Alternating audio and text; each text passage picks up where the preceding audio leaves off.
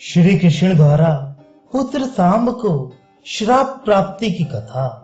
व्रतबल ने कहा, हे महामुनि, सूर्य का आदि निवास स्थान कहाँ और किस द्वीप में है, जहां पर शास्त्रीय रीत से की गई पूजा को वे स्वयं ग्रहण करती हैं।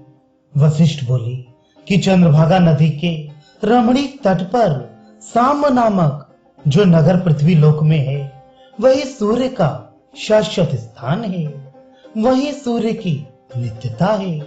सांब के प्रति स्नेह भाव होने के कारण तथा संसार के कल्याण के लिए सूर्य 12वें रूप में अर्थात मित्र रूप में मैत्रीपूर्ण दृष्टि से वही विद्यमान रहते हैं। वही भास्कर समस्त भक्तों पर अनुग्रह करते हैं और शास्त्रीय रीत से प्रदत्त पूजा को स्वयं ग्रहण करते हैं। व्रतबल ने कहा, ये सांब कौन है, किससे पैदा हुआ है, किसका पुत्र है, जिसके पुण्य कर्मों के लिए इन सहस्त्र किरणों वाले सूर्य ने उन्हें वरदान दिया है।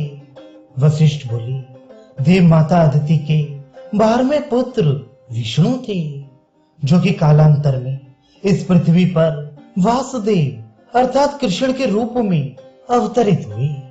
उन्हें कृष्ण का पुत्र सांब हुआ। वह सांब अपने पिता द्वारा बारंबार अभिशापित होकर कुष्ठ रोग का रोगी हो गया। उसी सांब द्वारा यह सूर्य स्थान अपने नाम से प्रसिद्ध करके स्थापित किया गया। व्रतबल ने कहा, अपने औरस पुत्र को पिता कृष्ण ने किस कारण से श्राप दिया? कोई ना कोई कारण तो अवश्य होना चाहिए जिससे कि उन्होंने पुत्र को श्राप दिया था। वशिष्ठ बोले, महाराज, सावधान होकर उस श्राप का कारण सुनिए। ब्रह्मा के मानस पुत्र नारद नाम वाले जो मुनि हैं, ब्रह्मलोक में, विष्णु लोक में, सूर्य लोक में, रुद्र लोक में, पितरों, राक्षसों, नागों के लोक में, यम और वरुण के लोक में, या इंद्र की अमरावतीपुरी में तथा कुबेर की अलकापुरी में, और पृथ्वी लोक में जो भूपति गण हैं और जो पाताल में उत्पन्न जीव हैं, उन सबके घरों में निरंतर उन देव ऋषि नारद की अबाधित गति है। वही क्रोधी मुनिराज नारद ऋषियों के साथ वायुदेव कृष्ण से मिलने के लिए द्वारकापुरी में आए। इसके पश्चात आते हुए उन देव ऋषि नारद के सम्मान में प्रद्युम्न आदि समस्त यदुवंशी कुमारगण विनय के कारण झुककर खड़े हो गए।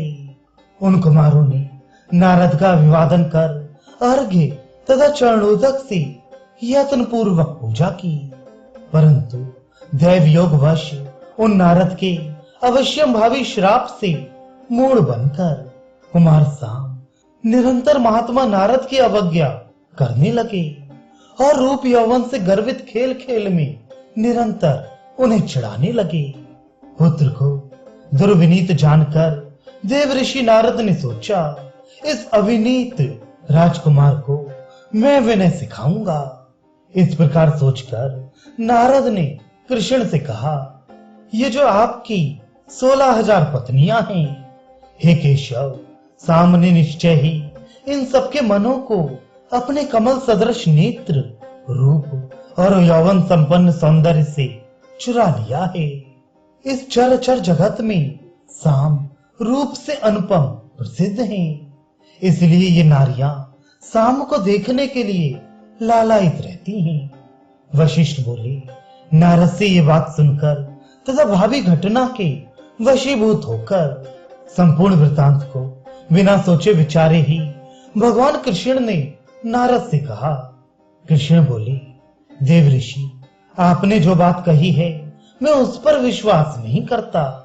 इस प्रकार कहते हुए उन कृष्ण से नारद ने पुनः कहा, मैं कुछ वैसा ही प्रयत्न करूंगा जिससे कि आप इस बात को मान लेंगे। वशिष्ठ जी कहते हैं, ऐसा कहकर नारद जैसे आए थे पुनः उसी प्रकार चले गए। इसके पश्चात कुछ दिन बाद पुनः द्वारकापुरी पहुंचे। इस दिन भगवान कृष्ण भी अंतःपुर की रमणियों के साथ जल विहार करके एकांत में झूला झूल रहे थे। अट्टालिकाओं की पंक्तियों से शोभित, समस्त ऋतुओं में खिलने वाले फूलों से सुगंधित, चित्र विचित्र जंगलों वाले रमणी रैवतक नाम वाले उद्यान में श्री कृष्ण थे, जो कि नाचते हुए मयूरों तथा सैकड़ों मयूरों की बोलियों से झंकृत हो उठा था, जो कि कोयलों की बोलियों से गूंज उठा था, जो कि चक्रवाक पक्षियों से सुशोभित था, जो कि कोकिला के मधुर आलाप से युक्त था, जो कि जल कुक्कुटों से शोभायमान था, जो कि भ्रमरों के गीत से मधुर हो उठा था तथा शुकों और चातकों से शब्दायमान था।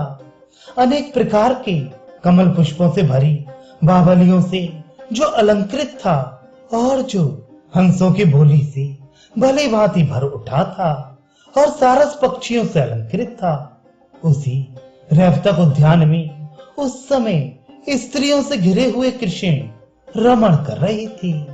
हार, नुपुर, केयूर, करधनी आदि आभूषणों से अलंकृत रमणीय अंगों वाली जो सम्मानित स्त्रियां थीं, क्रीड़ा के निमित्त जो कमल पत्रों पर बैठी हुई थीं, उस उद्यान में उन स्त्रियों के लिए कृष्ण द्वारा मणि कंचन पात्रों में नाना पुष्पों से सुगंधित मीठी मदिरा दी जा रही थी, जो आम के मंजरियों और टूटे हुए नील कमलों से सुगंधित थी।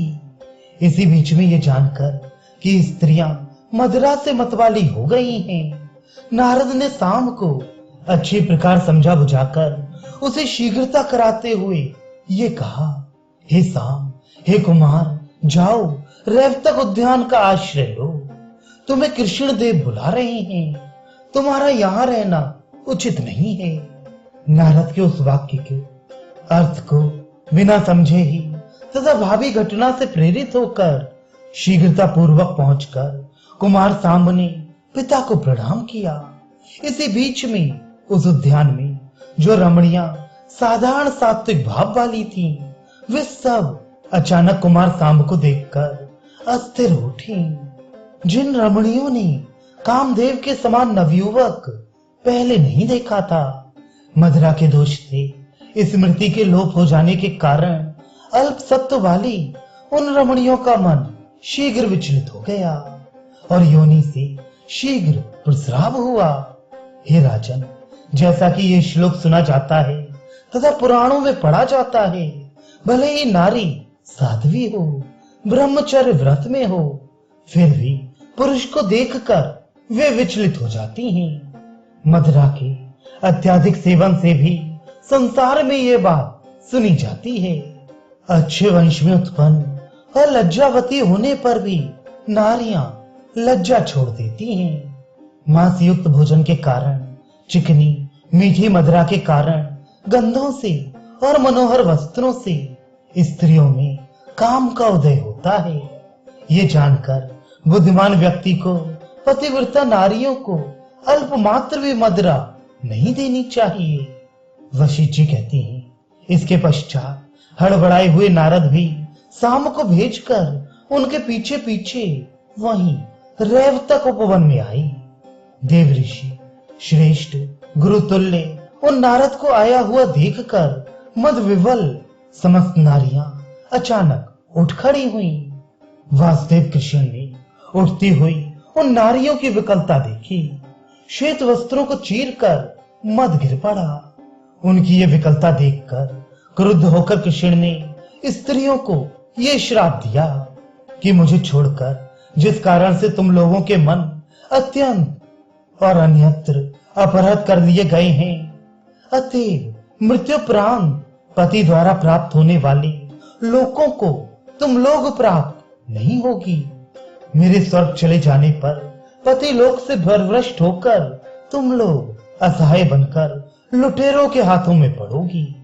वशिष्ठ बोले, इसके पश्चात उसी श्राप के दोष से कृष्ण के स्वर्गगामी हो जाने पर अर्जुन के देखते देखते वे स्त्रियां पंचनद प्रदेश के लुटेरों द्वारा लूट ली गईं।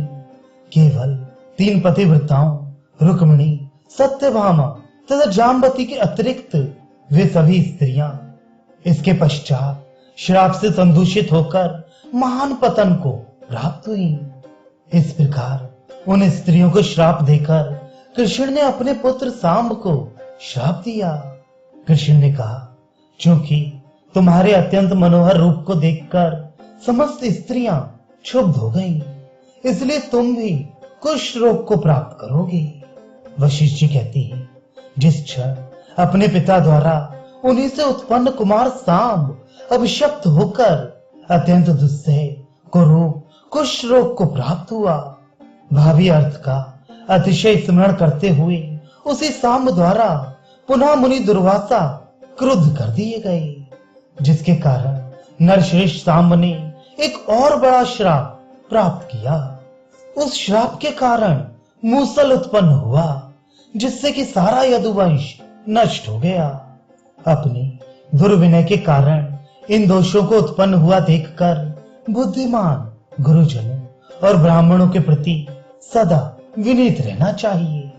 उस सांब ने श्राप से दुखी होकर भगवान सूर्य की उपासना करके तथा पुनः अपनी मनोहर रूप को प्राप्त करके अपने नाम से सूर्य के मंदिर की स्थापना की।